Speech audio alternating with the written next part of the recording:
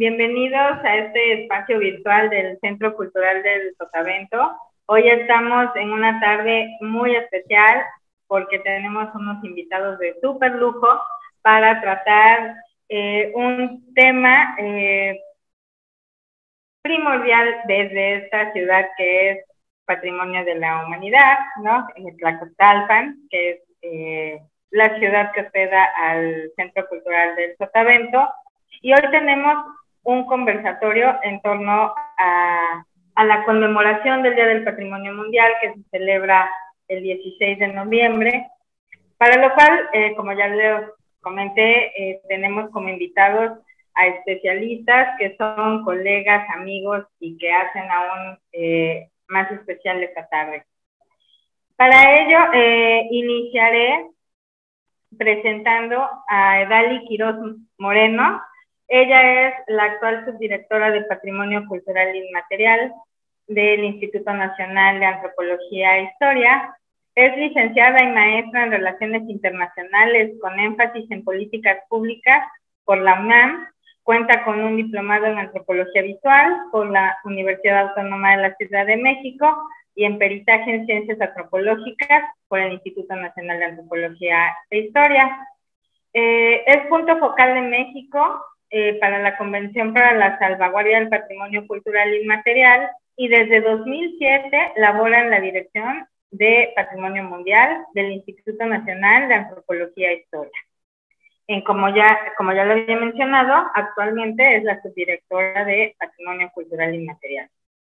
Entre sus principales actividades destacan la impartición de talleres de capacitación para la implementación de la Convención de 2003, el planteamiento conceptual de reuniones de expertos nacionales e internacionales y la coordinación editorial de publicaciones en materia de patrimonio cultural inmaterial.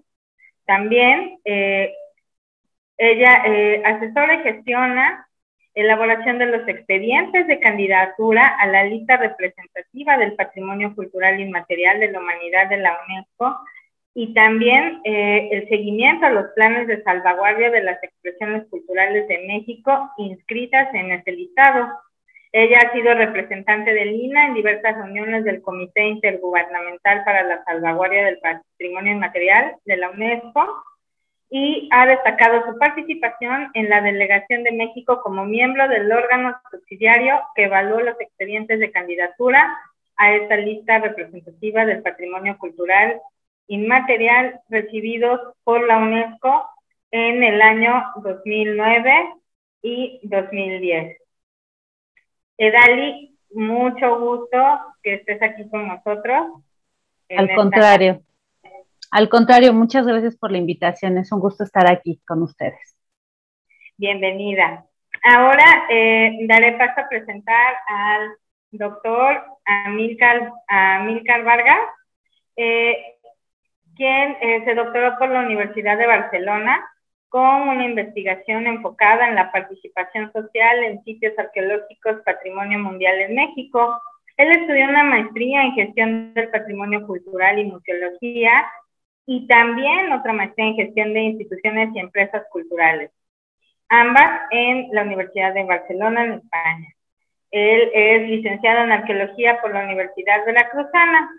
Ha tenido múltiples experiencias en el extranjero, las cuales incluyen una estancia en la sede de la UNESCO en París, así como otras estancias de investigación en Canadá y Alemania.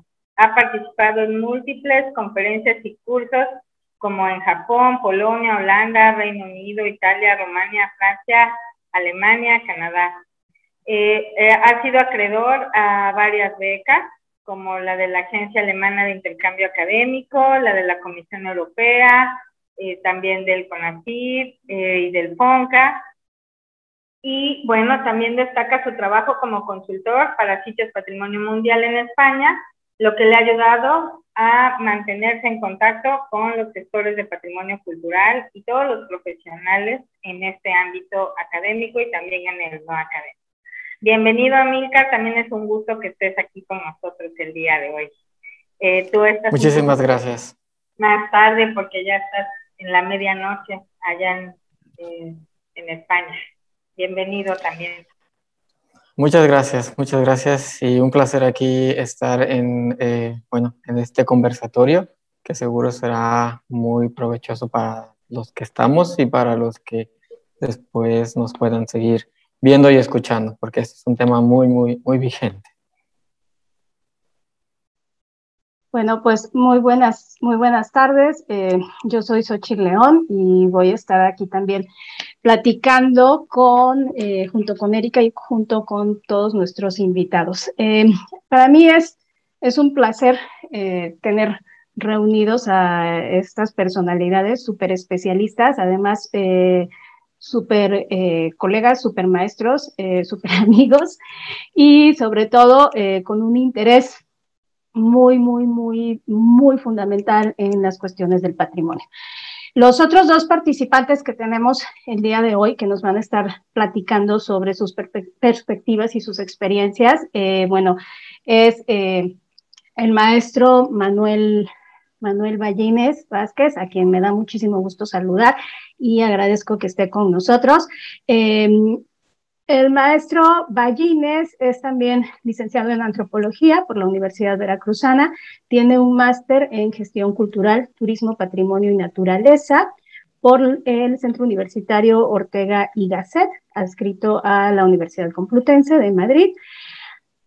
Hizo también una especialidad en gestión cultural y políticas culturales en la UAM, en la Ciudad de México, y está matriculado en el programa de doctorado en Educación y Museos de la Universidad de Murcia, en España. El maestro Ballines, dentro de su amplia experiencia profesional, ha trabajado en registros de colecciones, elaboración de guiones curatoriales, diseño y montaje de exposiciones, ha sido jefe de campo en diversos proyectos de exploración arqueológica del INAH, sobre todo en Veracruz.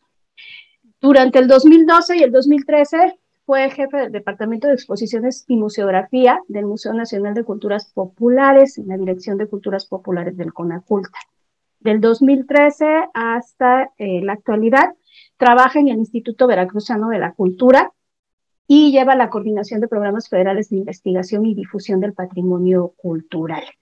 En este puesto, las actividades que realiza son como promotor cultural, ejecutivo de proyectos y jefe del Departamento de Proyectos Educativos y Subdirección de Educación e Investigación Artística. Manuel, gusto saludarte, qué bueno que nos acompañas. Y por último, pero no por eso menos importante, también me da muchísimo gusto ver aquí al maestro Sergio Vázquez. Él es un experto y un referente sobre temas patrimoniales. El maestro Sergio Vázquez está adscrito a la Facultad de Antropología de la Universidad Veracruzana, de donde también tiene su licenciatura con mención honorífica. Es maestro en arqueología por la Escuela Nacional de Antropología e Historia y candidato a doctor en Historia Contemporánea por la Universidad del País Vasco. Desde 1990 se encuentra como docente en la Universidad Veracruzana, donde es perfil PRODEP, y también ha sido jefe de las carreras de Arqueología y de Antropología Histórica de la misma facultad, donde también ha tenido el puesto de director. El maestro Vázquez ha publicado más de 30 artículos en diversos medios y ha sido coordinador, autor y coautor de unos 10 libros sobre arqueología, historia y patrimonio cultural. Y además de eso, es uno de los investigadores y académicos más entusiastas de la divulgación del patrimonio veracruzano y del patrimonio nacional. Él obtuvo el Premio Nacional INAH al Mejor Trabajo de Conservación del Patrimonio Edificado en el 2008 y fue miembro de la mesa directiva de la Delegación Estatal de ICOMOS UNESCO entre 1995 y 2000. Además, también fue curador del Museo de Antropología de Jalapa entre el 2005 y el 2008 e integrante del Consejo de la Crónica de Jalapa. Desde el 2016 y hasta la actualidad es miembro del Consejo Nacional de Arqueología. Bueno, pues bienvenidos todos. Y como ya dije, me da gusto que estemos aquí para hablar de este tema, ¿no? Como bien sabemos, en 1972, justo en noviembre, fue cuando se estaba firmando en París la Convención sobre Patrimonio Mundial Cultural y Natural. A partir de este hecho, pues de este hecho histórico, es que la UNESCO retoma también el día y empieza a conmemorarse el Día del Patrimonio Mundial. En este contexto, entonces, se da un reconocimiento al patrimonio en todo el mundo desde una perspectiva de las agencias internacionales, ¿no? Como es la UNESCO, lo cual atañe directamente a las políticas públicas y a los programas públicos. En este sentido, entonces, vamos a aprovechar su expertise para que nos platiquen sobre este panorama del patrimonio, cómo se ve el patrimonio en las políticas públicas. Y bueno, Edali por ahí ya quiere participar, qué bueno. Entonces, adelante. Muchas gracias, Xochitl. No, creo que el contexto que nos has manejado es muy pertinente respecto a poner en valor cuál es la dimensión internacional del patrimonio cultural y de cómo van bajando, pero hacia la parte nacional. Pero creo que justamente es importante contextualizar al público en general sobre a qué obedecen este tipo de instrumentos, ¿no? En ese sentido, explicar, compartir que la Convención de Patrimonio Mundial del 72 y entre otras en el ámbito cultural de la UNESCO, como es la Convención de 2003 para la salvaguardia del patrimonio cultural inmaterial, la de 2005 sobre la diversidad de las expresiones culturales, etcétera, entre otras, son convenciones internacionales, es decir, tratados internacionales que son asumidos desde una instancia supranacional, que en este caso es la UNESCO, y que cada uno de los países que se adhieren a ella, a este tipo de instrumentos, adquieren en ese marco obligaciones y compromisos específicos. Y en ese sentido, tenemos que entender esos tratados, esas convenciones internacionales desde dos grandes dimensiones o puntos de vista. Esta parte internacional que es, digamos, normada por la UNESCO y en segunda instancia la manera en cómo estos instrumentos internacionales son aplicados a nivel nacional. Y esto se deriva justamente en el tema principal de este sector, de este momento del conversatorio, en el sentido de qué manera estas convenciones o tratados internacionales impactan en la elaboración e implementación, evaluación, etcétera, de políticas públicas a nivel local, nacional, que se vinculan con estos tratados internacionales. Creo que en ese sentido es bien importante tener que el público en general tenga como claras estas dimensiones a fin de que podamos establecer los diferentes, digamos, contextos y también alcances que pueden tener este tipo de, digamos, nomenclaturas internacionales a nivel local, ¿no?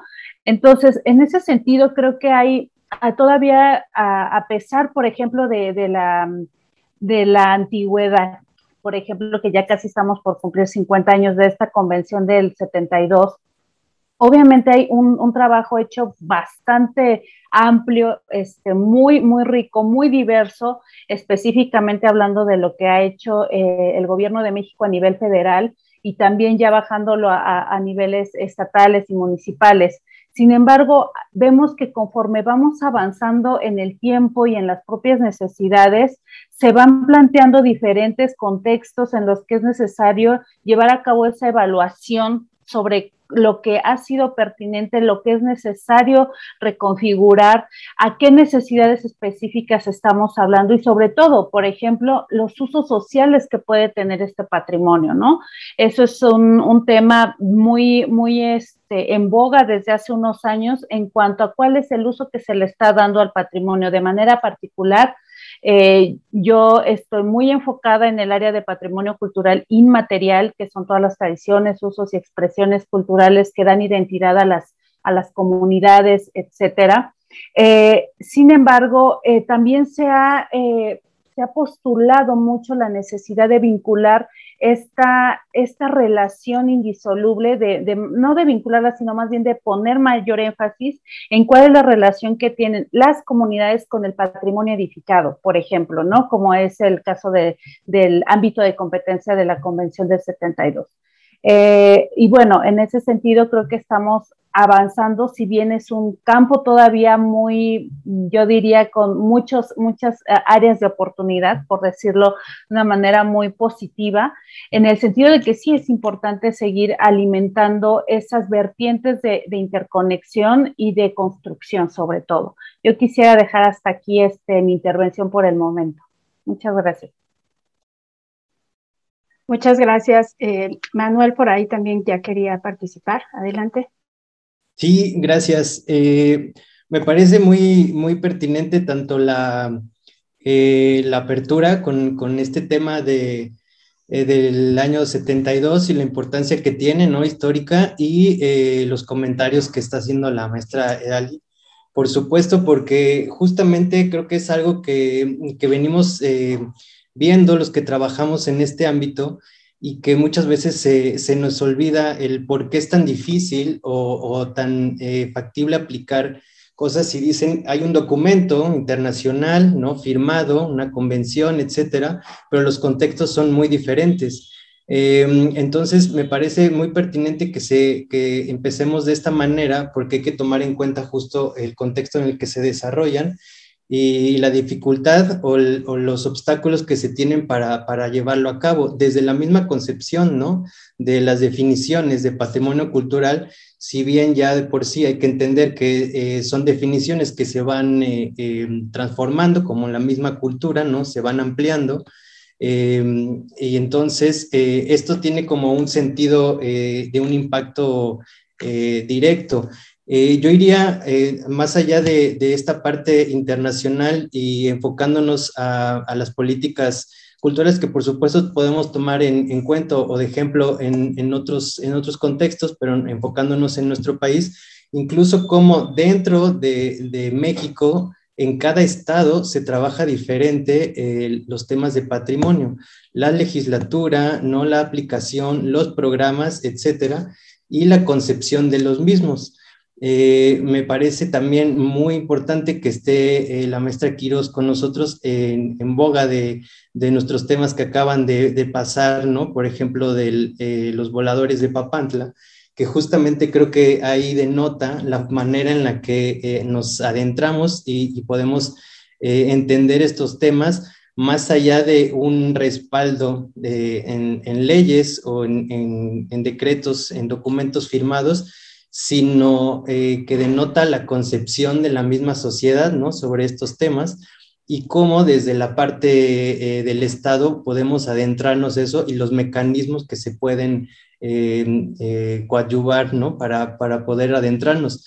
El contexto a mí me parece un elemento fundamental que no podemos como olvidar y que nos va a llevar justamente a entender el por qué es importante renovar, actualizar y constantemente estar trabajando en políticas culturales de la mano de los programas educativos, como bien decías.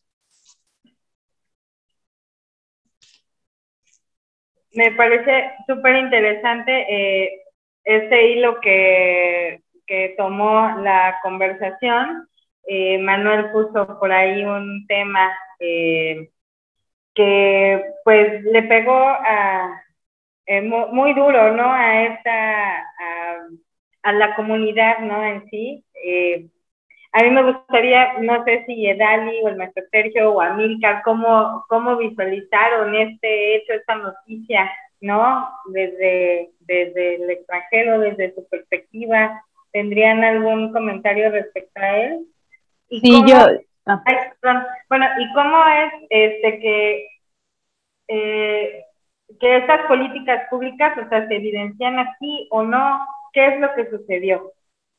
Justamente creo que el caso de los voladores es nos muestra justamente esa necesidad de crear políticas públicas acordes a las necesidades que hay. Y vaya, si nosotros nos remitimos a la definición básica de política pública, pues es eso, que tiene que dar respuesta a una necesidad social, ¿no? Pública, del bienestar común público. Quisiera hacer la precisión ahí en primera instancia de que estamos hablando de la ceremonia ritual de voladores.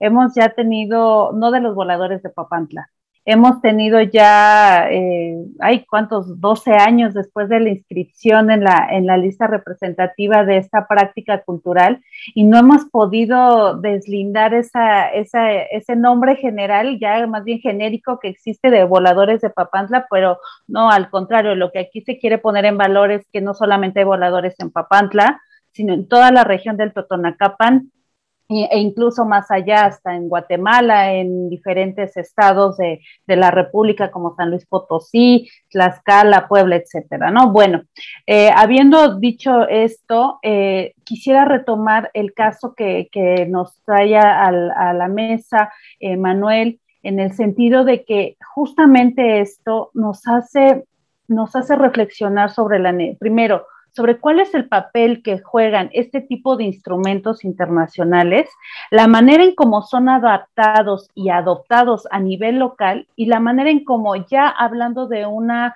digamos, de un uso más cotidiano, de qué manera impacta. Yo comentaba en mi primera intervención que los tratados internacionales deben de tener esas dos dimensiones, pero aparte de todo, un tratado internacional está elaborado con base y asumido por los estados parte, en el sentido de que van a ser de un beneficio para su sociedad local, para sus nacionales. Y en ese sentido, considero que efectivamente ha habido una carencia en cuanto a la pertinencia de las normativas en general, hablando también como normativa, como un instrumento de política pública, en que, por ejemplo, que dé respuesta o que esté acorde a los lineamientos establecidos por estas diversas instrumentos internacionales o tratados, de manera específica respecto a la Convención de 2003. Vemos que, por ejemplo, la Convención del 72 de Patrimonio Mundial y Natural, Mundial, Cultural y Natural, está muy bien reflejada en diversos mecanismos normativos locales, digamos, a nivel federal. Sin embargo, en el caso de la Convención de 2003 vemos una falta, digamos, muy evidente, una ausencia total respecto a la pertinencia y adopción tanto de su espíritu como de sus objetivos a nivel federal, y bueno, a nivel estatal, no digamos. Y eso justamente ha hecho que diversas situaciones que se están presentando en torno a las diferentes manifestaciones culturales, digo, en este caso ha sido la ceremonia ritual de voladores, que ha sido todavía más visible dada la inscripción, la inscripción que existe en la lista representativa de Patrimonio Inmaterial de la Humanidad, pero que otras manifestaciones también están pasando por diversas situaciones similares de despojo, de apropiación indebida de sus elementos culturales, sin el debido consulta, sin el debido consentimiento por parte de las comunidades portadoras. ¿Qué vemos aquí? Pues justamente eso, que no hay esa parte normativa fuera de la convención en sí misma, de la convención del Tratado de la UNESCO. A nivel local existen diferentes sí elementos, como puede ser la Ley General de Cultura y Derechos Culturales, como pueden ser también algunos instrumentos a nivel local. Sin embargo, solamente se pueden referir a esto, remitirnos a estos instrumentos de manera tangencial. ¿Por qué? Porque no están vinculados directamente, no hay una mención específica, salvo en algunos casos muy esporádicos, y en realidad no están bien aplicados. Y en ese sentido sí es bien importante desarrollar normativas, políticas públicas que estén acorde, primero, a lo que México ya asumió a nivel internacional, y segundo, que también sea correspondiente a esas necesidades que han planteado los portadores. Aquí creo que eso es lamentable, es evidente que está esa carencia. Sin embargo, creo que también una parte bien importante, ese empuje debe de salir justamente también de las comunidades portadoras y de la ciudadanía en general. ¿Por qué? Porque somos a los que directamente nos incumbe, directamente nos afecta, ¿no? Yo quisiera dejar hasta este nivel aquí mi intervención. Tal vez podamos ir abundando conforme avancemos, para darle la palabra a mis compañeros. Claro, Edali, el maestro Sergio ahí pidió la palabra, y después continuamos con Amilcar. Muchas gracias. Bueno, yo creo que es muy importante lo que al inicio de este conversatorio empezó diciendo la maestra Quirós, porque, bueno, si me lo permiten, yo quisiera dar un pasito para atrás, sobre todo para que la gente que nos hace el favor de escucharnos entienda un poquito más esta lógica de participación que tiene México en un organismo internacional como es el caso de la Organización de las Naciones Unidas para la Educación, la Ciencia y la Cultura, UNESCO, ¿no? Bueno, en principio, si me lo permiten, habría que recordar que el territorio nacional históricamente fue la cuna de una civilización prístina del mundo antiguo, es decir, es uno de los focos de desarrollo más tempranos en el mundo, y que precisamente por eso, por esta larga trayectoria de desarrollo cultural, se inició también un proceso de sincretismo con la llegada, por supuesto, de la cultura hispánica, de tal manera que el mosaico que tenemos pues es el de una nación que podríamos definir como multicultural y pluriétnica, en donde el mismo escenario geográfico también heterogéneo dio lugar a muchísimas manifestaciones que son orgullo de los mexicanos, o cuando menos debiera serlo, y también por supuesto un referente cultural que este organismo internacional puede ver desde la medida en que se inscriben sus manifestaciones en esos selectos listados representativos que se consideran de interés mundial, ¿no? Esto, como nos platicaba la maestra Quirós, pues es un dato que hay que recordar, porque la situación es que, aún siendo México un país tan rico en historia, en tradiciones y en manifestaciones de todo tipo, no necesariamente se da en automático toda la infraestructura para atender toda una metodología de lo que algunos le llaman las 5 Ps, es decir, planes, programas, proyectos, y plataformas, digamos, planificadas para que esta dimensión del patrimonio pueda ser no solamente un legado, sino también una manifestación legable, digamos, a generaciones posteriores, ¿no? El segundo punto en donde yo quisiera comentar es que México ha alcanzado en el concierto mundial un lugar de privilegio en cuanto al número de bienes o manifestaciones que han sido consideradas patrimonio de la humanidad o patrimonio mundial. En el caso, por ejemplo, del patrimonio cultural y natural, México tiene, si no me equivoco, 35 manifestaciones, de las cuales en su mayoría son sitios culturales, creo que 5 naturales y 2 casos mixtos, pero también, lo que ya nos reseñaba la maestra Quirós, a partir del 2003, en la lista del patrimonio cultural inmaterial también tenemos un buen número de manifestaciones, aunque en este segundo caso, México no toma el lugar de vanguardia en el continente americano, como sí lo tiene en los listados representativos de patrimonio cultural y natural. Entonces, bueno, esto es un dato que era importante, en mi opinión es importante que la gente que amablemente nos escucha tiene que saber, ¿no?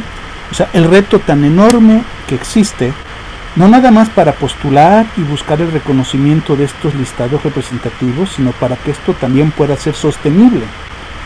Porque, desgraciadamente, lo que impera a veces es una percepción errónea de lo que se entiende como política pública. Por cierto, nombre redundante, porque según mi opinión, todo aquello que se refiere a la esfera política, a la polis, tiene el carácter público. Mejor definirlo un poquito más como política cultural, es decir, el conjunto de acciones a partir de un modelo inspirador que nos permite generar acciones de beneficio colectivo, y que la sociedad a veces se mantiene al margen por distintas razones, ¿no? Una de ellas es que casi siempre existe esta idea de que todas estas políticas, las llamadas políticas públicas, sobre todo las políticas culturales, son atribución y competencia de las instituciones gubernamentales. En mi opinión, craso error, porque precisamente por la importancia que tienen estas manifestaciones en la colectividad, la idea es que las sociedades no solamente sean los beneficiarios de este legado que llamamos patrimonio, sino que también sean partícipes en la salvaguarda de estas manifestaciones. También es muy cierto recordar una tendencia que hace rato creo que esbozó la maestra Edali, que históricamente la Convención del 72 dio lugar a manifestaciones patrimoniales que son más fácil, digamos, de objetivar, de ubicar, aquellas que tienen una naturaleza geográfica, digamos, como los sitios culturales, históricos o áreas de interés ecológico o ambiental. Es decir, es más fácil siempre poder ubicar una manifestación en donde hay un interés etnológico, cultural o ambiental, que en otra, digamos, en donde hay un interés geográfico. Es decir, es más fácil siempre poder ubicar una manifestación en donde hay un interés etnológico, cultural o ambiental. Es decir, es más fácil siempre poder ubicar una manifestación que tiene, digamos, dimensión tangible, material, geográfica, los sitios patrimoniales, naturales o culturales. Y es mucho más difícil a veces salvaguardar las manifestaciones de naturaleza intangible, es decir, no material, que se refieren, como hace rato se dijo, a las leyendas, las tradiciones, las artes de la representación, en fin, ¿no? En este último campo, por supuesto, bastante más reciente que el anterior, digamos, propiamente en el orden mundial, apenas en el siglo XXI se están instaurando políticas, que muchas de ellas no son necesariamente compartidas por la comunidad. Entonces, yo creo, ya nada más para hacer este tipo, digamos, de precisiones, para que la gente pues entienda un poco de lo que estamos hablando, de cómo nuestro país, como alta parte contratante, se suscribió, por supuesto, en estas convenciones, adquiriendo también responsabilidades, pero cómo precisamente este campo de manejo pues tiene un ámbito relativamente complejo, ¿no? Entonces yo quería hacer nada más par de observaciones complementarias a lo que ya atinadamente nos expusieron Edali y Juan Manuel.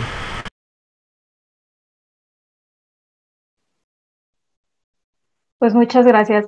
Realmente es interesante todo esto que están mencionando, nos pone en contexto y sobre todo pues da un panorama muchísimo más amplio a todos los que nos están viendo. Amílcar, adelante por favor. Muchas gracias. Ha sido muy interesante escuchar los comentarios de quienes me han antecedido en la palabra y seguiría mi aportación quedándome en esa misma línea del tiempo que el próximo año cumplirá su 50 aniversario de esta Convención del Patrimonio Mundial. De aquí a un año estaremos, casi en un maratón de celebraciones por este 50 aniversario de la Convención del Patrimonio Mundial.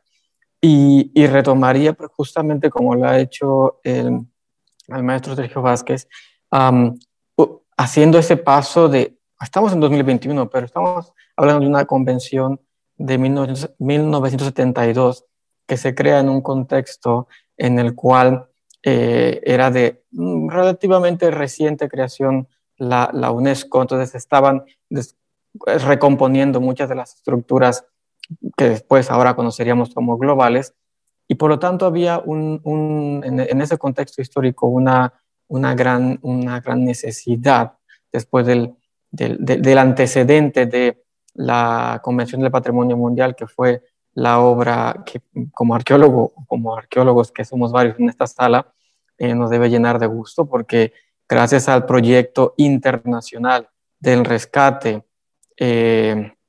del sitio arqueológico de Abu Simbel, no olvidemos que esta concienciación de cuál es nuestro patrimonio común como humanidad, pues surge, ¿no? O emerge, nunca mejor dicho, del rescate de este sitio arqueológico de la cultura egipcia tan milenaria, hablando de culturas prístinas, y que claro, si Egipto no podía salvar este yacimiento que iba a acabar bajo las aguas del Nilo, este llamado internacional de la UNESCO, estamos hablando de los años 50, cuando se hace este llamado, si no recuerdo mal, en el 59, para rescatar una herencia de la humanidad. Por lo tanto, las potencias en ese entonces y las no tan potencias también, pues se sumaron para rescatar a Abu Simbel. Por lo tanto, esta concienciación de que las divisiones políticas del día de hoy no deberían ser un impedimento para salvar aquella herencia que como especie humana desde hace milenios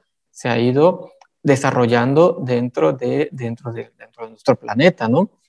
Y ya ni hablar del patrimonio natural, que también son mundial y que ya vienen desde incluso la misma fase de creación, ¿no? de nuestro planeta. Pero bueno, no me iré tampoco al Cretáceo ni a esos tiempos, ni a esas eras geológicas, tampoco es para tanto.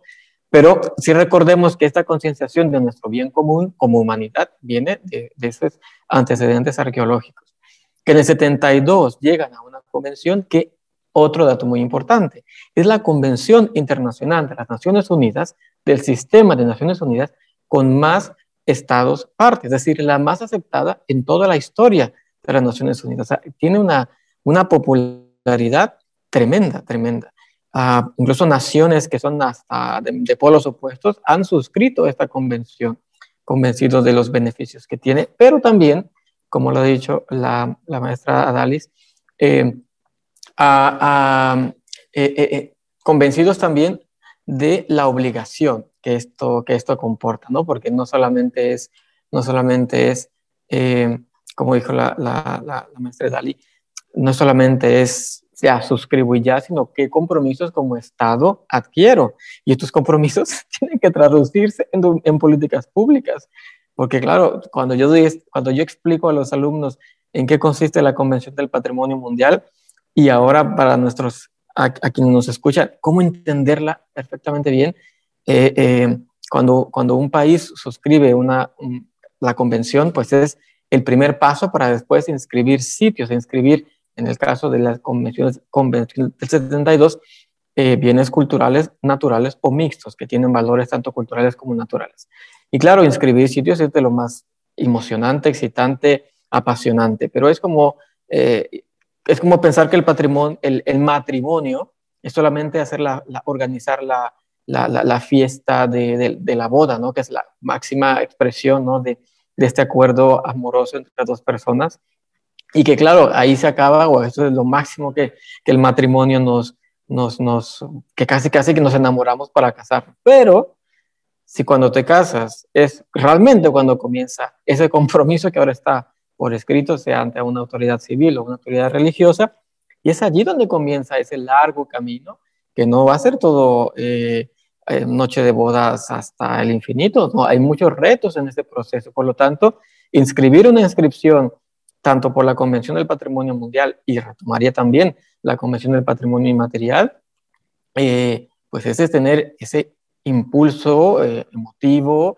de responsabilidad incluso con el resto de la comunidad internacional, pues sí, yo como México como Estado, quiero que esta expresión esté en esta lista porque me comprometo, me caso con este compromiso para preservarlo en bien de la humanidad. Pues claro, ¿a quién no le gusta ir a una fiesta de bodas? O sea, eso es una tremenda fiesta para un país, como para una familia, o las familias.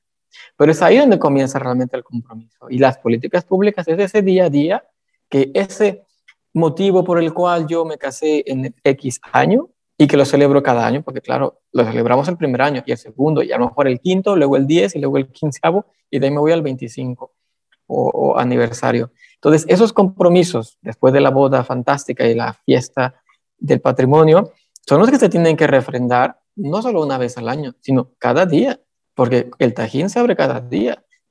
Tlacotalpa es una ciudad que cada día vive gente allí, o en Calakmul, o sea, cada día hay gente que va a admirar el valor universal que tiene este sitio, o gente que cuando quiere ir a vivir o conocer una expresión cultural inmaterial, pues evidentemente no vamos a hacer del patrimonio inmaterial tampoco un folclore. Si el día de mañana la Semana Santa de Taxco es patrimonio inmaterial, pues no vamos a hacerla cada mes para que vengan turistas, porque allí ya, además de desvirtuar el espíritu de esta expresión cultural, no podemos caer en este despropósito de turistificarlo todo, porque claro, ya que somos patrimonio, pues hay que sacar un provecho como imagen de país y para obtener recursos económicos. Bueno, creo que me he alargado un poco en comparación de mis compañeros y compañeras, pero quería dejar muy claro el compromiso, bueno, la idea original de dónde viene la Convención de Patrimonio Mundial y a qué compromiso se asume un Estado que suscribe la convención y después se pone a engrandecer esta lista patrimonial, que cada año las reuniones del Comité de Patrimonio Mundial es un recordatorio a los estados parte. Dejar de inscribir sitios si no va aparejado de un aumento de los fondos para mantener estos sitios. O sea, yo puedo querer tener muchos hijos, pero si no tengo para mantenerlos a todos, ya que tengo 35 hijos y me monté 35 bautizos, ¿cómo hago para que esos 35 críos o crías estén alimentados y gocen de buena salud? Muchas gracias, Amílcar. Creo que esto que acabas de mencionar y como lo has explicado con estas metáforas es bastante ilustrativo y nos ayuda a entender de mucha mejor forma cómo funcionan todos estos procesos, ¿no? Yo quiero resaltar una cosa que se ha dicho por aquí que me parece también súper interesante y que tenemos que mencionar, es precisamente que esto tiene que ver con la gestión, ¿no? Con la gestión del patrimonio y como lo dijo el maestro Sergio hace un rato, ¿no? Lo que queremos es que sea algo que, que no se pierda. Obviamente va a cambiar porque es cultura, es dinámico, pero lo que queremos entonces es que futuras generaciones puedan disfrutar de estos bienes. En ese sentido, entonces estamos hablando de sustentabilidad. Preservamos ahora, conservamos para poder tener en el futuro. Y estos pues ideales de sustentabilidad no los vamos a alcanzar, obviamente, si no tenemos una gestión pues bastante clara, bastante detallada, en la que haya participación de todas las partes y en la que también se tomen en cuenta todos los aspectos que ustedes han mencionado, ¿no? No nada más es como nombrar por nombrar, sino también tener un buen plan de manejo y asegurar la participación de todos los involucrados. Yo quisiera retomar justo esta idea que acabas de compartirnos, Xochitl, y bueno, antes que nada, comparto totalmente esas metáforas, analogías que nos describe Amílcar, porque creo que justamente eso habla de un lenguaje un poco más sencillo sobre todo lo que implica o está detrás de estas inscripciones. Desafortunadamente, creo que en diferentes países, en la mayoría diría yo, se ha ganado mucho, digamos, el refulgor que implica esta inscripción, ¿no? La emoción y pareciera en muchos sentidos hasta como una competencia. Sin embargo, justamente el compromiso que hay detrás, tanto de conservación para los sitios, digamos, que se inscriben en la lista de patrimonio mundial, como de las manifestaciones culturales de patrimonio inmaterial, es mayúsculo. Y en ese sentido, vinculándolo con lo que tú acabas de comentar, Xochitl, respecto a la sustentabilidad, justo estamos en un momento en el que es importantísimo ver, tratar de evaluar lo que se ha hecho, pero también de readaptarnos a las nuevas circunstancias que están ahora. Amílcar lo comentó en su intervención en el sentido de que estamos, por ejemplo, cuando hablamos de la Convención del 72, estamos ante un instrumento que va a cumplir 50 años. Ya podemos decir que el mundo ya no es efectivamente el mismo que fue en ese momento. Y si bien las directrices operativas, que son ese documento que prácticas, en el caso de Patrimonio Mundial son las directrices prácticas, siempre me confundo con los dos de las dos convenciones, se han encargado de evolucionar conforme a esas nuevas necesidades de manejo y gestión. También es bien importante que uno, desde la parte de gestión cultural, puedas asumir, se puedan hacer esos ajustes, esas adecuaciones locales de cómo podemos llevar a lo que nosotros estamos trabajando, viviendo, cómo podemos adaptar esas normativas internacionales y también las locales a esas nuevas necesidades y también de cara a lo que comentaba en un principio respecto a los usos sociales de ese patrimonio, que creo que está muy vinculado con la sustentabilidad del mismo, ¿no? Cuando no hay una vinculación directa de la sociedad que habita, por ejemplo, hablando de este patrimonio edificado, monumental, cuando no hay una identificación, una vinculación directa con la sociedad que lo habita, que le da significado, también hay ese rompimiento.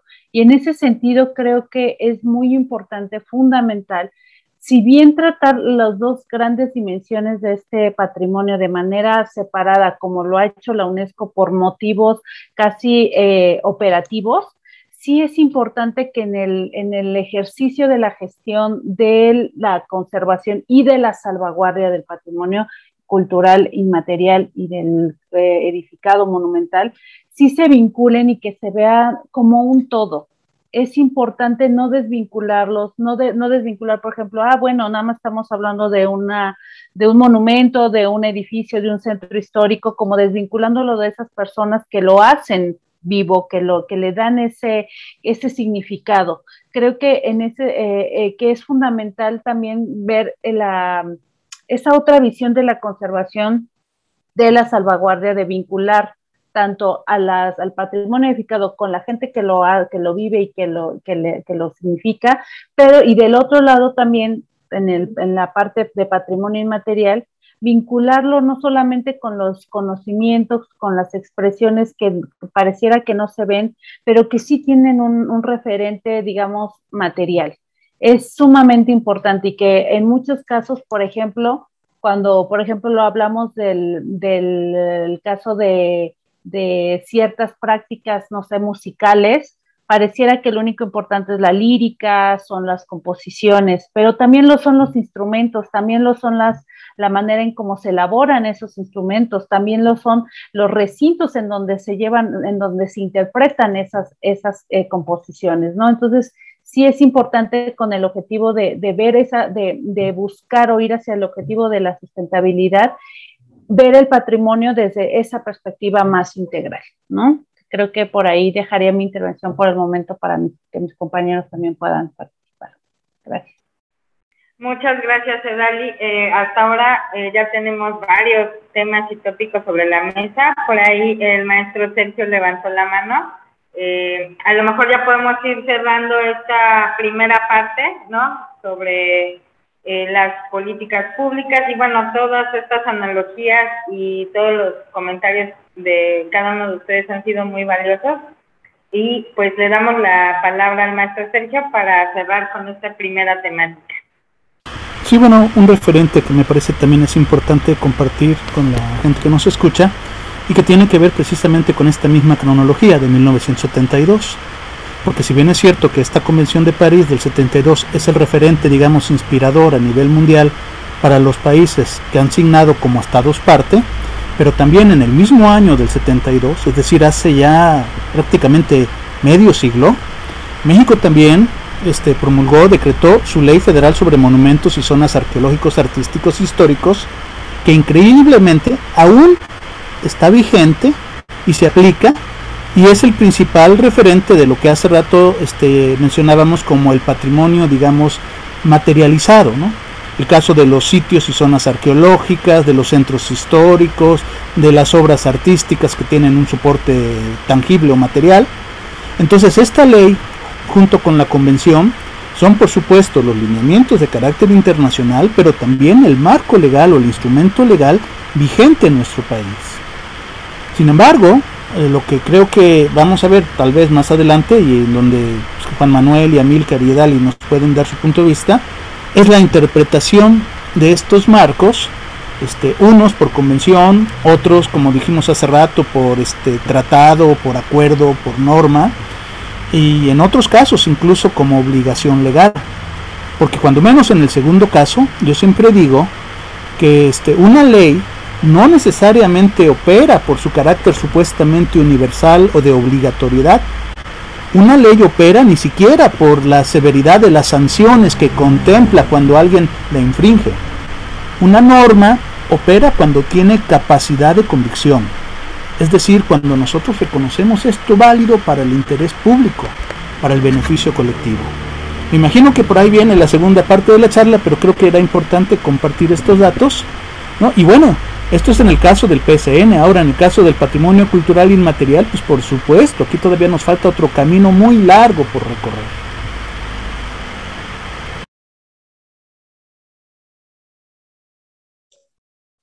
Perdón, nada más para finalizar, si me permiten. Sí, adelante, Manuel. Perdón, como que se me fue el audio un poquito. Y justo esta ley vigente, ¿no?, de 1972, la cual ha sido, eso sí, modificada un montón de veces. La última me parece el año pasado, y es en esta parte de las sanciones. Creo que tiene dos partes, bueno, más allá de un análisis a profundidad, que ahorita no es el punto, no es el objetivo de esta reunión, pero que sin duda podríamos hacer otro tema para ver esta parte. Hay dos áreas que me parecen que son muy significativas, ¿no?, de nuestra ley. Una, la parte justamente de las sanciones y toda esta parte para llegar con un punto de acuerdo entre lo que se puede y no se puede hacer, en lo que se debe o no se debe hacer, en la protección, hasta qué punto, etcétera. está bastante, digamos, endeble, y la otra es, que es un mal común, desafortunadamente, el poco conocimiento que se tiene de la misma, ¿no? Y en la sociedad la poca absorción que se tiene de los contenidos. Y eso refleja, creo, un poco hasta ahora cómo se han llevado a cabo la creación de las políticas culturales, que si bien existen y que se renuevan, están enfocadas a ciertas áreas de atención, ¿no? Porque existen los programas y no se puede decir que no se atiende la parte cultural, ¿no? Hay un montón de programas de apoyo, de becas, de promoción a la actividad artística, etcétera, ¿no? Hay muchísimas, por supuesto que existen, pero la parte del patrimonio cultural queda muy flaca justamente porque no hay esta actualización en conjunto como debería ser de la participación de todos los agentes involucrados, ¿no? Como bien lo decían, no solamente es la parte del Estado, sino los agentes que participan en la promoción, en los diagnósticos, en la investigación, pero sobre todo los que los están creando, las comunidades y la sociedad misma que están creando estos elementos culturales que prevalecen incluso en sus mismas comunidades, que los consumen y que los deberían en defender, pero con un respaldo también de la legislación, ¿no? Y con un entendido de toda la sociedad en común. Me parece que va por ahí también el tema, y creo que podemos brincar ya a esta parte, ¿no? De justamente de la parte educativa. Gracias, Manuel. Sí, no, todo es como parece ser un rompecabezas, ¿no? Ya han hablado sobre esferas públicas, sobre turistificación, y todo esta vinculación con la ciudadanía, con los actores, al fin de cuentas, los que hacen posible que podamos tomar en cuenta, que podamos crear estos bienes patrimoniales.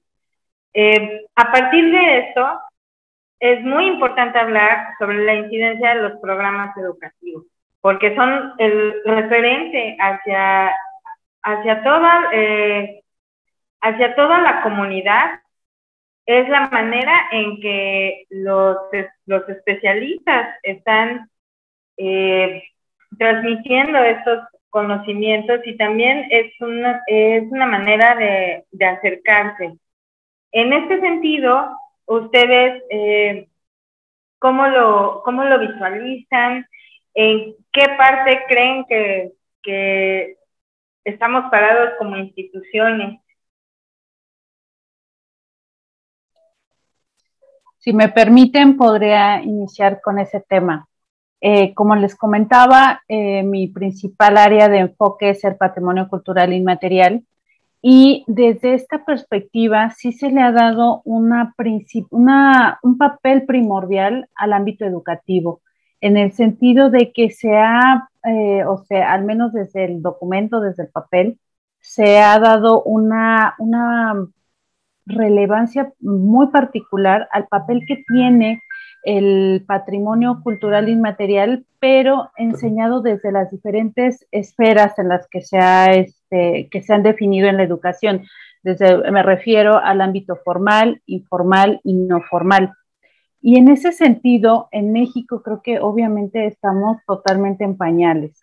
Si bien hemos creado una cultura, digamos, no diría una cultura, tal vez sí, la educación desde una perspectiva muy nacionalista, creando como referentes nacionales comunes, sí se ha visto también, y que en los últimos años se han registrado diversos ejercicios que han apuntado hacia poner en valor la diversidad cultural, el valor por lo nuestro, digamos, por la parte más local de esa identidad. Sin embargo, creo que hace falta un mayor apuntalamiento respecto a eso, de qué manera se pueden integrar al sistema educativo el poder hablar, el poder poner en valor la importancia que tiene el patrimonio cultural en sus diferentes esferas. no solamente hablamos de la parte monumental o edificada, que eso en muchos sentidos es muy evidente y que es al que se le ha dado una difusión muy importante, sino también a la importancia de preservar esa diversidad cultural que yace en las tradiciones y expresiones orales, que yace en las diversas festividades locales, en las lenguas, en las propias lenguas. Creo que ahí, tomando en consideración que las lenguas son la cuna de la diversidad cultural y que desafortunadamente en muchos casos están en peligro ya de extinción, es bien importante y creo que ahí justo el sistema educativo jugaría un papel importantísimo, no solamente, como ya lo decía, y perdón la reiteración, de la puesta en valor de estas expresiones de patrimonio cultural, sino también en la enseñanza y en la transmisión de todo el universo cultural que está contenido en las propias lenguas. Creo que ahí sería fundamental iniciar ese trabajo, esa cruzada, diría yo, por esa vinculación un poco más específica, más concreta, entre el ámbito, entre el sector cultural y el sector educativo. Amílcar creo que levantó la mano. ¿Te gustaría continuar? Sí, muchas gracias. Creo que la parte de valga la redundancia, la parte de la participación es un tema pendiente y es un tema en el que yo creo que ninguno, ni me atrevería a decir, o muy pocos estados partes se salvan o son ejemplares en este sentido. Educar en patrimonio mundial cuesta bastante que los estados se comprometan a ello. Ya en la misma declaración de Budapest del 2002, habían creado una estrategia para implementar la Convención del Patrimonio Mundial que le llamaron de la 4C, porque era la C de la credibilidad, conservación, comunicación y capacity building, que es como una capacitación. Y hasta 5 años después, en el 2007, se dieron cuenta que hacía falta una 5C, una quinta C, que era la de comunidades. Por lo tanto, es a nivel local, a nivel del pueblo llano, valga la redundancia, o la analogía, que falta muchísimo por entender este proceso de patrimonialización, en el cual de la noche a la mañana una comunidad se levanta sabiendo o enterándose que sus terrenos o ahora menos, pero hace 15 años había sitios que de la noche a la mañana se enteraban que eran patrimonio mundial y eso les cambiaba mucho la vida y no siempre a mejor, hay que decirlo así. Y en el caso de la educación patrimonial hace muchísima falta. Yo para la tesis doctoral que analicé 4 sitios arqueológicos muy icónicos, inscritos algunos en los 80s, como en el caso de Palenque y Teotihuacán, y otros muy recientemente, en el 2014, Calakmul. A nivel local, la gente, ni los guías locales sabían por qué su sitio o por qué ese sitio era patrimonio mundial. Por lo tanto, cuando al Estado parten todavía no tiene esa taller de divulgación o esa tarea de divulgación de por qué un sitio es patrimonio mundial, eso es de lo más básico. O sea, es como si un papá le pregunta a su mamá, un niño le pregunta a su mamá, ¿y por qué te casaste con mi papá? Bueno, pues porque viniste tú, ¿no? O sea, no es una respuesta que un niño espera. O sea, si el producto de ese amor que es este pueblo, que debe sentirse orgulloso, le pregunta y perdón por el ejemplo tan paternalista, le pregunta a sus padres por qué se casaron, pues por lo menos que sepan, mira, aquí está lo que firmamos y a esto nos comprometimos, ¿no? Nos casamos por esto, o somos patrimonio mundial por esto.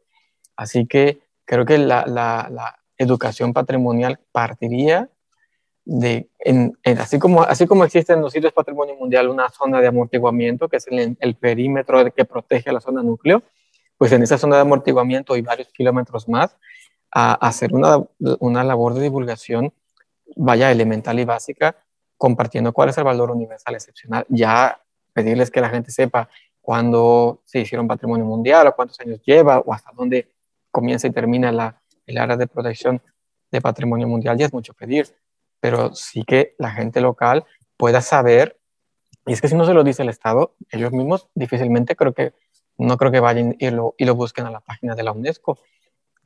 Hay que hacer esta labor de terreno que forma parte de ese compromiso que asume un Estado parte cuando inscribe un sitio por la Convención de 72, pero también cuando inscribe una expresión cultural por la de Convención del 2003 o la del 2005.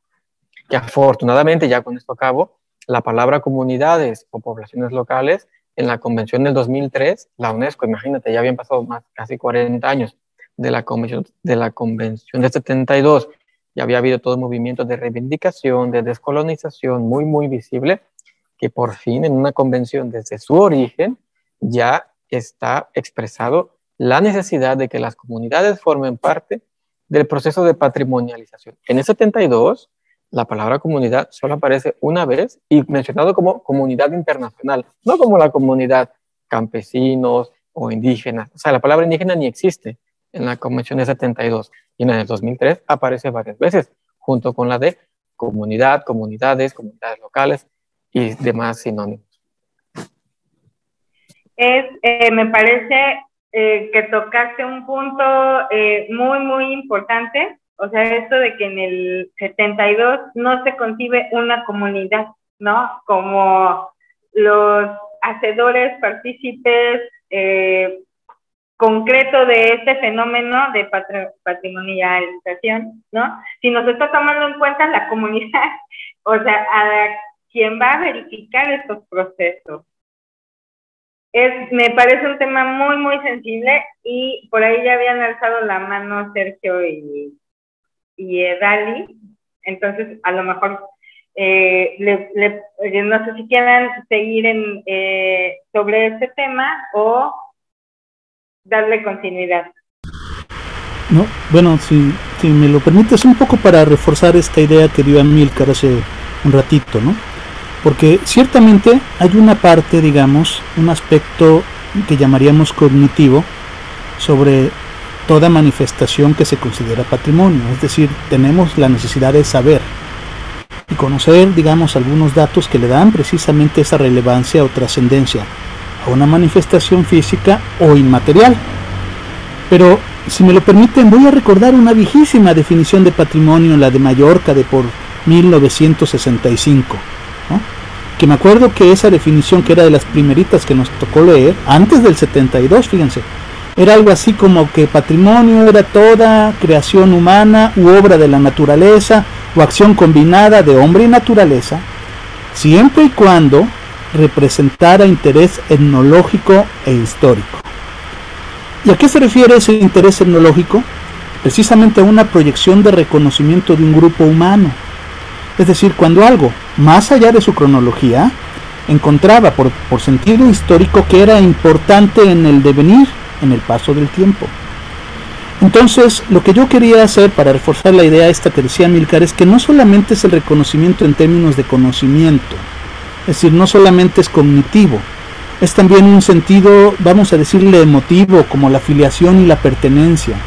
Este vínculo que hace que una manifestación patrimonial toque o emocione o se sienta como algo que tiene que ser protegido, como hace rato en la metáfora, en el ejemplo de Amílcar de los hijos, ¿no? O sea, precisamente este sentido de filiación o sentido de pertenencia o sentido de incorporación motiva otros aspectos que a mí me parecen importantes del patrimonio, porque yo lo que quisiera subrayar es que para que una sociedad reconozca a algo como patrimonio es porque realmente logra ver que este conjunto, diré intencionalmente, de bienes generan, como el nombre lo indica, beneficios colectivos.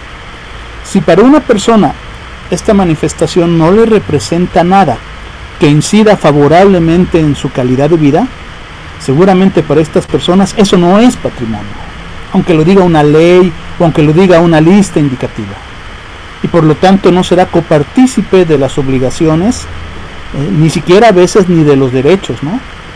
Entonces creo que esta es la parte, digamos, que está atrás de esta corriente que hace rato tanto Edali como Amílcar le hablaban de la educación patrimonial.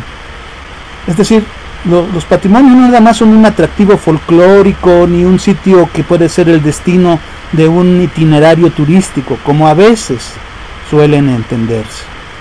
El patrimonio representa mucho más que eso. Por ejemplo, hace rato creo que fue Dali quien hablaba de la importancia de educar, que no es lo mismo que enseñar, porque educar genera un cambio de actitud en los individuos.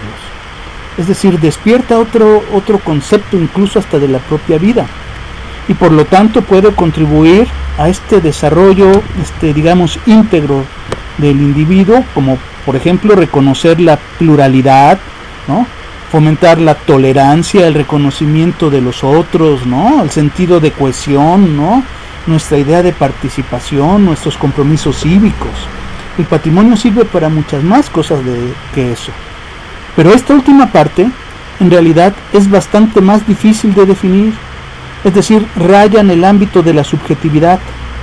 Y por lo tanto, bajo un modelo, digamos, objetivista, ¿no? Donde necesitamos cifras, por ejemplo, lo que genera un pueblo mágico en términos de derrama económica, pues por supuesto no necesariamente va a obedecer a la misma lógica. Pero ya nada más será un poco para insistir precisamente en esta parte que tiene que ver con el reconocimiento social. Sí, gracias.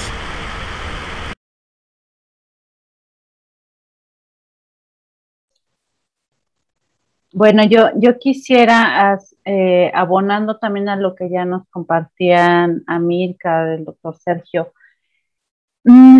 el tema de la comunidad y y que, bueno, está íntimamente vinculado con la concepción de la educación o del impacto que puede tener la educación cuando se habla de patrimonio cultural, pues es fundamental, ¿no? Estamos hablando de que es importante el considerar esa vinculación a través de la educación sobre el valor del patrimonio cultural en general, enfocado directamente a la comunidad, que lo hace posible, que se identifica, que le da sentido. Sin embargo, y en ese sentido más bien quisiera retomar un poco también para diferenciar y que el público lo tenga muy claro, estas dos grandes convenciones que, en un gran sentido son yo digo que son las principales del ámbito cultural de la UNESCO, la Convención del 72 y la del 2003, porque son las que en su mayor parte tienen esos reconocimientos internacionales que son tan atractivos, que generan digamos, que son tan mediáticos en general, ¿no? Que son los que se inscriben en la lista de patrimonio mundial o como patrimonio cultural inmaterial de la humanidad. Que nuestro público tenga como muy claro por qué, por ejemplo, cuando Amilcar hablaba de que en la Convención del 72 no se menciona para nada la comunidad o el término comunidad, ¿no? Pues porque ahí obviamente está enfocado netamente a esos sitios y bienes, porque así esa es la nomenclatura formal para esta convención, sitios y bienes que se vinculan con lo edificado o con un sitio natural o mixto, ¿no? Que conjuga las dos dimensiones. Y no se le daba justamente ese valor específico a la comunidad a la que le daba significado o circundante o que lo vivía o que lo inhabitaba, ¿no? Actualmente, como todos sabemos aquí, ya se ha dado una evolución en ese sentido. Hay diferentes, si bien el texto de la convención en sí ya no puede ser modificado, yo hacía referencia hace rato al texto de las directrices prácticas en la que ya hay una mayor vinculación y que incluso justo de todos estos debates, reflexiones en torno a cuál es el papel que deben jugar las personas, las comunidades en torno o en vinculación al patrimonio cultural que se dieron en el marco de esta convención del 72, es que también se empezaron a difundir o a debatir, más que a difundir, a debatir los diferentes esquemas en los que se debían de abordar esa dimensión de las personas, hablándolo así como comunidad, con su patrimonio cultural edificado y natural. Sabemos, por ejemplo, que uno de los criterios, el criterio sexto, si no mal recuerdo, de la Convención del 72, que hace referencia específica a esa vinculación con las comunidades, con el genio humano, ¿no? De manera muy específica, o a a ese trasfondo de patrimonio inmaterial, a esa memoria específicamente que se hace alusión ahí. Y justo de eso siempre nosotros, desde el ámbito de patrimonio inmaterial, hablamos de la Convención del 72 como ese referente, ¿no? Como el hermano mayor que da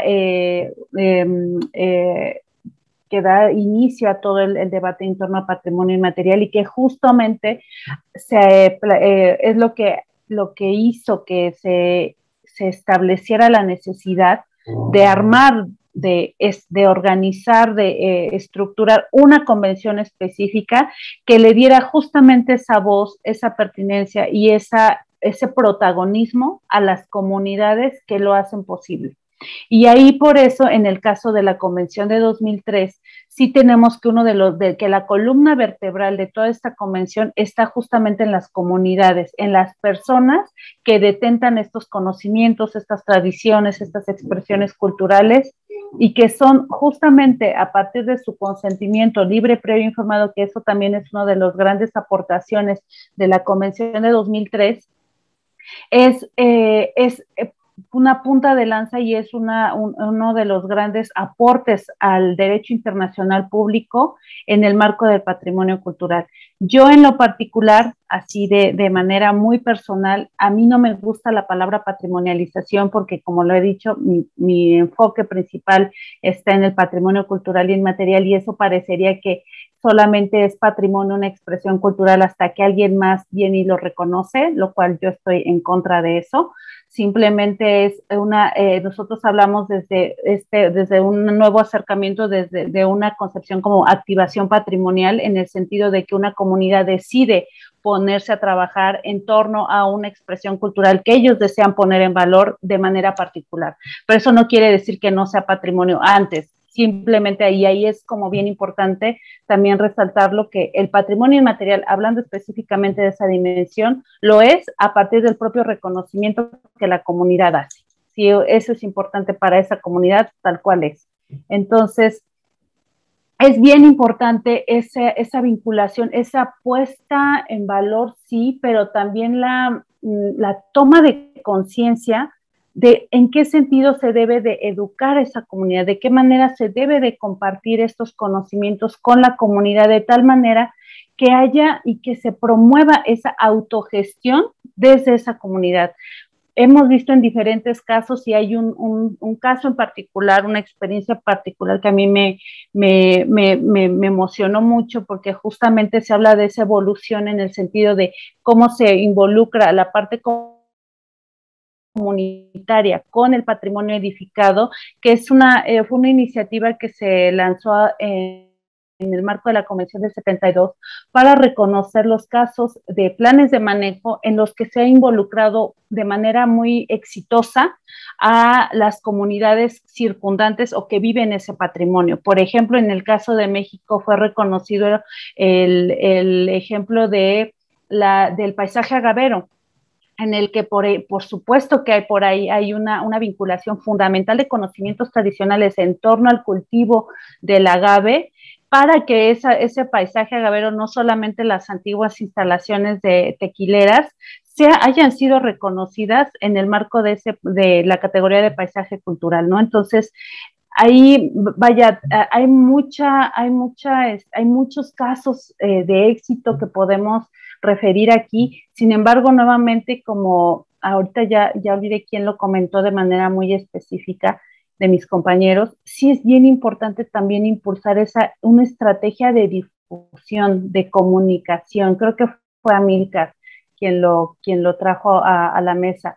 ¿Por qué? Porque hay muchas personas, digo, en el caso de Patrimonio Mundial, eso es como muy específico, ahí en el marco de esta convención, no es necesario, no se pide como uno de los criterios específicos que la comunidad que lo vive, que está alrededor del sitio, manifieste su consentimiento para la presentación de esa candidatura, pero para la implementación de un plan de manejo adecuado que realmente pueda ser exitoso a un largo plazo, es necesario ese involucramiento. Eso creo que ya no está en tela de juicio. En el caso de patrimonio inmaterial, por otro lado, se presentan diversos retos.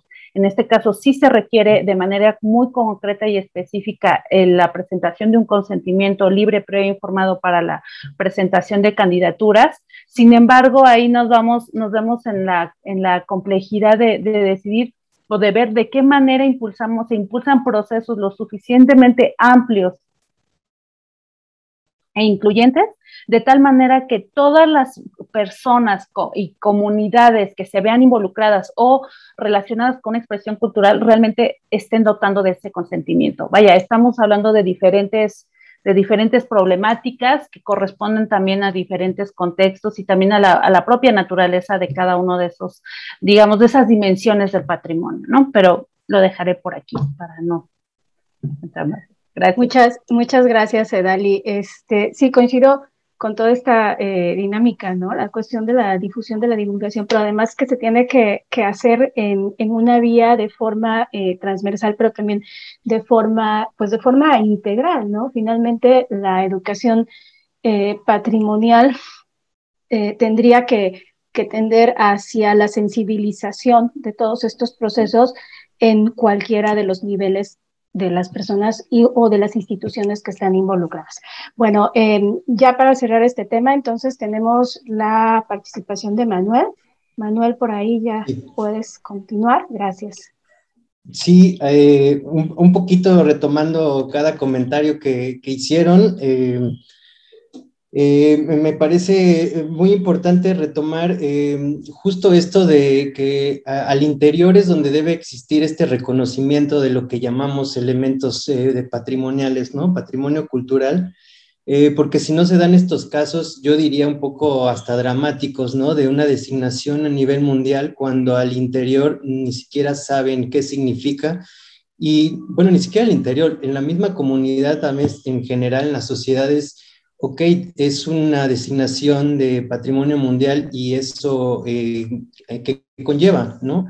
En realidad, me parece que no solamente es al interior, sino todavía todas las personas y los agentes involucrados, sin olvidar que justamente la transmisión de patrimonio cultural entre generación y generación le va a dar esa revalorización a las culturas y a sus identidades. ¿Por qué? Porque la cultura se va transformando, como bien dijeron. Entonces, si no se tiene bien reconocidas estas cosas, se va creando como un desfase, mientras que el desarrollo continúa con esta designación de términos y de designaciones, etcétera.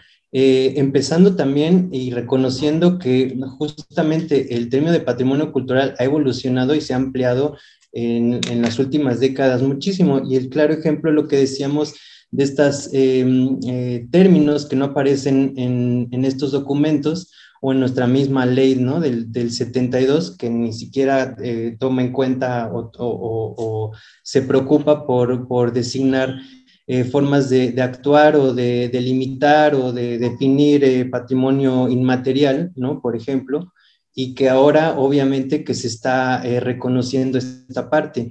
Y por otro, la parte educativa, más bien, pareciera un poco simplista, ¿no? Decir, claro, es en educación donde se tiene que invertir, es en educación donde se tiene que afianzar estas cosas, pero en realidad conlleva muchísimo más trabajo, ¿no? No son solamente ir a difundir y a divulgar a personas que a lo mejor ya consumen o ya promueven o ya practican alguna creencia, manifestación o que cohabitan cerca de algún sitio material y que es patrimonio, se designa como patrimonio cultural, y les explicar el por qué se define así. Más bien creo que es en la sociedad en general, en todas las esferas, dar a entender el por qué es importante reconocerlo, preservarlo hasta donde los diagnósticos y los análisis permitan preservarlos. Ojo, también no hay que caer en esta etapa que ya sucedió, ¿no? Preservacionista, donde también dejas como una fotografía, ¿no? Los elementos patrimoniales no se involucran, no se afectan, no se tocan, no se hace absolutamente nada con ellos, y también hay que entender que evolucionan con la misma sociedad, o sea, se tienen que estar vinculando, ¿no? con las actividades que se están presentando. Yo creo que los programas educativos, sí, pareciera, vuelvo a repetir, un poco simplista, pero es mucho más complejo, pero tiene que ir desde la oficialidad, ¿no? O sea, los programas educativos desde los primeros niveles ya tendrían que tomar en cuenta la educación de lo que se concibe como patrimonio cultural, lo que es la cultura para cada sociedad al interior, reconocerla. Si no la reconoces, también va a ser difícil que puedas identificar las diferencias con otras, ¿no? O sea, conceptos muy básicos, a lo mejor antropológicos, pero que permiten después tomar en cuenta todos estos elementos para poder definir las maneras de preservar, divulgar y protegerlo de mejor manera. Me parece también que en las últimas décadas ha caído esa responsabilidad a las dependencias gubernamentales, digamos, ¿no?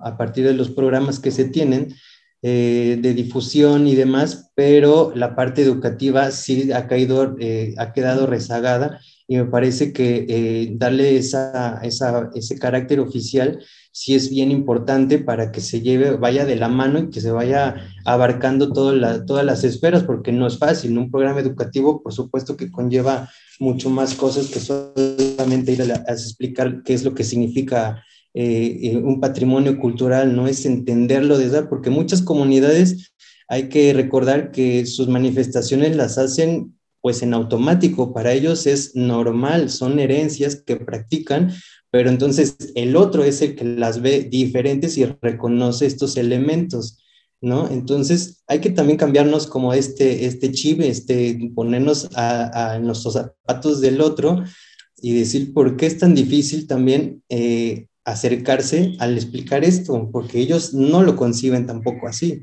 Entonces, ellos, las comunidades que los practican, ¿qué ganan o cuál es el beneficio por decir, bueno, esto que yo practico ahora va a ser patrimonio cultural? Y porque hay muchos casos, ¿no? Vuelvo a lo del inicio con este término de lo del ritual de los voladores. Yo dije voladores de Papantla porque justamente es como un síntoma, ¿no? El famoso anuncio de un personaje que ya ni mencionaremos dice voladores de Papantla, no se refiere al ritual, ¿no? A la designación como patrimonio, se refiere a lo que es a lo mejor típicamente conocido, o para que él o la empresa era lo conocido, y por supuesto los directamente agraviados son las personas practicantes de esa región, porque los menciona como tal, y por supuesto que se levantaron y alzaron la voz, y trataron de buscar los mecanismos para poner esta queja, ¿no? Y lo dramático era, y la sociedad en general, de qué manera se respalda, ¿no? Cuando el gran porcentaje, lo vivimos acá de manera local, ni siquiera identificaban o reconocían qué es lo que había sucedido y por qué era el agravio, ¿no? O sea, ¿por qué? Es patrimonio reconocido, claro, ¿no? Entonces, ahí hay una parte que ya venimos como desfasadas, porque si la sociedad reconoce estos elementos desde antes, se crea como esta barrera de protección ante estas cosas, ¿no? Claro que habrá personajes que se lo pasen a lo mejor por el arco, ¿no? Y les valga y saquen provecho de ello. De esto, justamente elemento patrimonial, ya hay una larga tradición lamentable, ¿no? En afiches, en promociones incluso de bebidas, etcétera, donde han hecho énfasis como a los voladores, no al ritual como tal, sino a los de Papantla, justamente porque así los identifican y no entienden como el contexto, ¿no? Creo que es solamente como un elemento que es un síntoma de esto que quiero dar a entender, que justo es como una parte muy profunda de contribuir a una parte educativa, pero a diferentes niveles, para poder entender y que todos en conjunto, Estado, agentes culturales, participantes, los que lo crean, se entienda y esté en el mismo canal, y obviamente hay una retroalimentación en ese aspecto, ¿no? Creo que ya. Muchas gracias, Manuel. Bueno, pues ya estamos casi sobre el tiempo, entonces ya no nos podemos tardar mucho porque en verdad que es un tema que queda para mucho, ¿no? Podríamos estar aquí como horas y horas y horas y horas.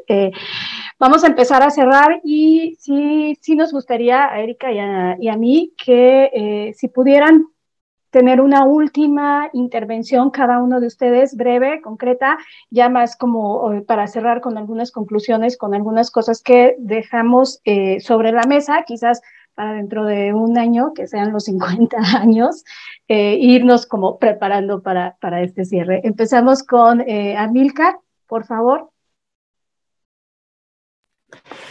Bueno, pues justo había pedido la palabra para dar un último mensaje, no sabía que sería el último, pero ahora sí lo sé, más optimista en ese sentido. Realmente se puede mejorar, siempre se pueden mejorar muchas cosas. Creo que la inscripción de bienes o expresiones culturales en las convenciones de la UNESCO, creo que es un gran avance en el sentido de dar un reconocimiento a nivel internacional de aquello que el Estado, es así, es una convención entre estados, no entre comunidades ni entre estados pequeños o municipios. Por lo tanto, es una gran, digamos, una gran oportunidad. A veces es como la rifa del tigre, pues ya que te la sacaste, pues hay si no te caen limones, aprendes a hacer limonada. Ya que las inscripciones ya que estas expresiones culturales, tangibles o intangibles, están en listas internacionales de protección, saquemos el mejor partido de ello desde las comunidades locales con el legítimo derecho de reclamar al Estado aquellos compromisos que el Estado ha adquirido a través de estos procesos. Y por parte del Estado, tener ahora el privilegio de poder ser un ejemplo mundial, no solamente en número de sitios inscritos, sino en número de habitantes locales comprometidos o de escuelas de transmisión de los saberes, de estas expresiones inmateriales, por ejemplo. Y creo que depende de las instituciones y depende de las poblaciones locales que ya sabiéndose inscritas en este tipo de listas, o en estas listas de las convenciones de 72, por hablar de la que nos ha convocado, pues a partir de allí, no solamente exigir al Estado, sino también hacer eco directamente con la UNESCO, porque mucha gente no lo sabe, que puede escribirle directamente a la directora general de la UNESCO, a la directora del Centro del Patrimonio Mundial, diciéndole, señora, y en castellano, o sea, no tiene ni siquiera que traducirlo al inglés, ya de eso se encargará la UNESCO. Ya hay una área en la UNESCO que habla castellano, evidentemente, y español. Entonces, pueden directamente dirigirles, oye, señores en la UNESCO, oye, señores en París, a nuestra comunidad, a nuestra zona arqueológica, a nuestro paisaje cultural, le está pasando esto. Y queremos que sepan, y aquí van las fotos, y aquí van el vídeo y los testimonios, y las notas de periódico, etc. Creo que eso, no solamente ir al INA de turno o a la universidad de turno, sino también hacerlo internacional. Y ahora, con el correo electrónico, eso fluye mucho más fácilmente. Y creo que ese empoderamiento digital, que ahora pues, creo que lo tenemos más que asumido, también puede ser una oportunidad para que las comunidades locales, históricamente marginadas del proceso de inscripción de expresiones culturales, puedan dar voz, aunque no tengan voto, pero por lo menos dar ese pitazo o ese aviso a las autoridades internacionales, porque tienen ese derecho y esa posibilidad.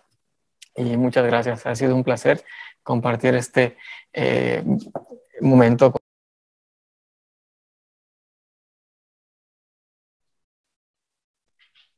Bueno, yo quisiera tomar la palabra también para hacer una última intervención. En muchos sentidos comparto lo que nos ha expresado Amílcar, y yo sí haría como un poco más de énfasis en la necesidad de justamente de que las comunidades, de que la sociedad en general tome el papel que le corresponde, en el sentido de que el patrimonio cultural no es de las instituciones, no es el valor no se lo dan las instituciones, se lo dan nosotros, se los da a nuestro vecino, se lo da a nuestros familiares, se lo da a nuestros amigos, porque somos los que los vivimos, los que le damos ese significado.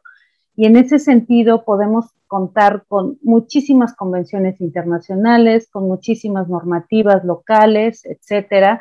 Podemos incluso tener las mejores políticas públicas hechas o vistas desde las instancias de gobierno, sí. Sin embargo, si la sociedad en general no toma esa batuta de lo que realmente impacta para su vida, de lo que le significa como colectivo, vamos a estar igual. Y en ese sentido creo que la realización de estos eventos, de estas mesas de diálogo, de conversación, justamente dan una ventana para dar a conocer esto. Desafortunadamente las convenciones internacionales y todo lo que tiene que ver como con gestión cultural está vista desde lo gubernamental, desde las instituciones, cuando están fundamentadas en el uso social que tienen esas expresiones, que tienen esos monumentos, esos centros históricos. Entonces, hacer un llamado también para que los que nos escuchan, los que nos hacen el favor de su presencia en este conversatorio, se impulsen más y adquieran esa conciencia de lo que realmente es importante y del papel que tienen como sociedad civil para impulsar diversas iniciativas de conservación, de salvaguardia de su patrimonio cultural. No es un compromiso ni una obligación exclusiva del Estado, de las autoridades de gobierno. Es una atribución, es una responsabilidad compartida. Y en ese sentido, impulsar el sentido de la importancia que tiene la autogestión y el de asumirnos como actores y no como depositarios de acciones que tal vez no tengan nada que ver con nuestras necesidades. Yo hasta ahí la dejaría y agradecería a todos y a Erika, a Xochitl la invitación por estar en este espacio y compartir con mis compañeros. Ha sido un gusto. Muchísimas gracias, Amílcar. Muchísimas gracias, Edali. Vamos a cerrar entonces con Manuel y terminamos con el maestro Sergio.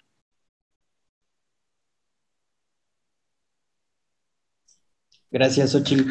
Pues ya seré muy breve para finalizar. Yo diría nada más que sí hay una necesidad de ampliar, desarrollar, concretar, aumentar, afinar las políticas culturales, siempre y cuando se tomen en cuenta varios aspectos para su creación o modificación. Buscar los mecanismos adecuados para involucrar a todos los agentes participantes, sin duda, tomar en cuenta las legislaciones a nivel internacional, las propuestas que van surgiendo, pero también las prácticas a nivel local, ¿no? El contexto, como iniciamos diciendo, es muy importante y hay que tomarlo en cuenta, más en un país como el nuestro, con tanta diversidad cultural y natural. La planificación justamente de todos los participantes creo que es importante, e ir ampliando como estos mecanismos de los que ya hablábamos que son necesarios, como de educación y divulgación, y pensar que este trabajo es algo no a corto plazo, ni siquiera a mediano plazo, es algo permanente, ¿no? Tal cual es la naturaleza de la cultura y del patrimonio cultural en su concepción. Se va a requerir una actualización permanente y revisión de todas estas mecanismos para poder trabajarlo y manejarlo de mejor manera. Entonces, seguimos trabajando en conjunto. Me pareciera que esa sería nuestra obligación entre todos los agentes participantes, desde el Estado, los que lo promueven, los que se vinculan y los que están siendo partícipes directos de todos los elementos culturales, ¿no? Entonces, hay tarea para rato. Y nos vemos para la próxima. Espero que no sea en un año. Vamos a avisarles de algunos otros eventos que estamos planificando y que seguramente serán invitados de honor muchos de ustedes. Bueno, y muchas gracias por la invitación y por estar ahí conversando con todos ustedes, grandes personas y especialistas en la materia. Pues muchas gracias. Yo también quisiera cerrar con unos comentarios. Una reflexión que me parece importante considerar yo creo que estas ideas que aquí se expresaron y que abrieron muchas posibles puertas para seguirlo comentando, como decía Juan Manuel, se deben principalmente a que existen dos nociones, digamos, dos grandes nociones para entender el patrimonio. Es decir, de hecho, esta idea del patrimonio se ha convertido en un problema filosófico, ¿no? Desde una perspectiva en la cual, digamos que el patrimonio se puede definir como una realidad dada, aún independientemente de la percepción, vamos a decir un modelo mecanicista, materialista, y otra visión que concibe al patrimonio como una construcción cultural, como una construcción social que está en constante reelaboración y por lo tanto que es dinámica y que es heterogénea. Y precisamente en este marco es donde se gestan estas ideas que ahorita de alguna manera se tocaron, ¿no? Yo de cualquier manera, yo sí me suscribo a que el patrimonio es un asunto de vital importancia para la sociedad de hoy, de todo el mundo. Por eso precisamente estas iniciativas de la UNESCO. Así como lo fue, ¿se acuerdan con la Convención de Río, todas estas ideas de nuestro futuro común? La preocupación por la que la carrera vertiginosa por la industria contaminaba el agua y el suelo y el aire. Pues también tenemos otro bien que tenemos que proteger de manera global. Y obviamente nos referimos al ámbito del patrimonio. Un poco para cerrar y sobre todo para definir la idea de lo que esto significa para el caso del patrimonio mexicano, pues yo la verdad sí me siento muy orgulloso que México tenga un lugar de privilegio en el concierto mundial en cuanto al número de bienes que han sido reconocidos precisamente en estos listados tan selectos, los listados representativos tanto de PCN como de PCI. Pero también en el mismo grado me entristece cuando en otras partes del mundo lamentablemente se destruyen o se pierden testimonios patrimoniales, digamos. No tengo que ser de Irak, ni tengo que ser enemigo del fundamentalismo religioso para lamentar que en otras visiones del patrimonio exista intolerancia y destrucción a veces con manifestaciones que de una u otra forma son testimonios del desarrollo de la vida humana. Y con esto yo creo que tenemos entonces un compromiso de reflexionar este futuro también común, el de los bienes que nos permiten recrearnos como especie. Como hace rato dijeron, hay también casos exitosos y son de aplaudir. La educación patrimonial ya mencionada, ya no nada más la que se dirige al ámbito formal, digamos como es el caso de planes y programas educativos en las escuelas, sino también aquella que se recrea en lo que nosotros le llamamos educación no formal y que nos da un ambiente, digamos, más amplio, ¿no? De participación más excluyente y a veces incluso espontánea, sin llegar, por supuesto, al fenómeno de la informalidad. Así es que en este repertorio de casos, unos por error y otros por acierto, es donde muchos de las personas que se dedican a la investigación o a la gestión sobre el patrimonio cultural depositan un modelo. Y qué bueno que esto se haga, porque acuérdense que dice un principio de la física que un vacío tiende a llenarse. Y a veces los que hacemos, digamos, trabajo académico, solemos dejar muchos vacíos que se pueden llenar con cualquier cosa. Y esto significa que tenemos que retomar un compromiso social, no solamente para difundir el conocimiento, sino también para divulgarlo. Es decir, llevarlo a un nivel de mayor horizontalidad, modelos más participativos, más incluyentes con la sociedad, ¿no? Como ya hace rato se comentó. Por todas esas razones yo celebro muchísimo al Instituto Veracruzano de Cultura, a las doctoras Erika Pucheta y Xochitl León esta invitación que me dio a mí la oportunidad de alternar con compañeros pues tan destacados en el campo de la gestión cultural y de la conservación del patrimonio. Muchas gracias y bueno, pues esperamos, como decía Manuel, que el próximo año tengamos la oportunidad de seguir dando puntos de vista, que espero sean buenas noticias. Gracias. gracias a todos. La maestra Idali tuvo que salir, pero agradece también el estar compartiendo ideas y el estar interactuando con todos ustedes. Creo que nos vamos con muy buen sabor de boca, pero con muchas cosas que reflexionar, con muchas cosas que pensar, con motivo de esta reunión, ¿no? Y con motivo también de la conmemoración del Día del Patrimonio Mundial, que como bien ya se dijo aquí, no necesariamente el patrimonio tiene que ser algo nombrado por una institución, por una agencia, por la UNESCO. Todos tenemos nuestros propios patrimonios y en este sentido, entonces, tenemos también que voltear a ver esta parte, ¿no? La parte de nuestros patrimonios familiares, de nuestros patrimonios personales, de nuestros patrimonios domésticos, que es tan importante como cualquier otro patrimonio nombrado como patrimonio de la humanidad.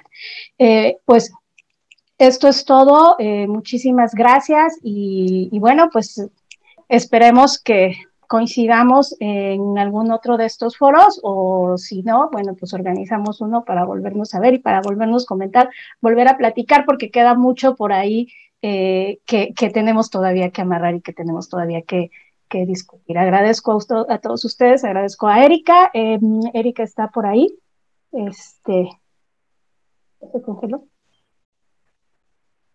Creo que se congeló. Bueno, a nombre, ahí está Erika. Erika, ahí está. Si quieres comentar ya, pues ya para cerrar, y bueno, muchísimas gracias, muy buenas noches.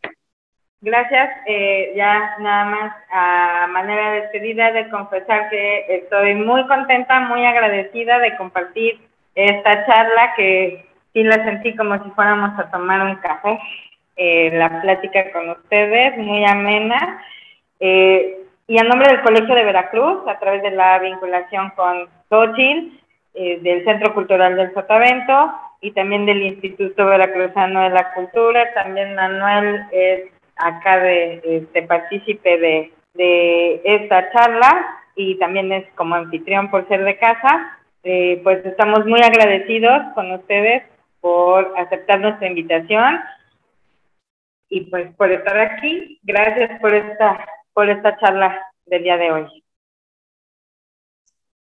Nos vemos pronto. Muchas gracias a ustedes. Buenas noches.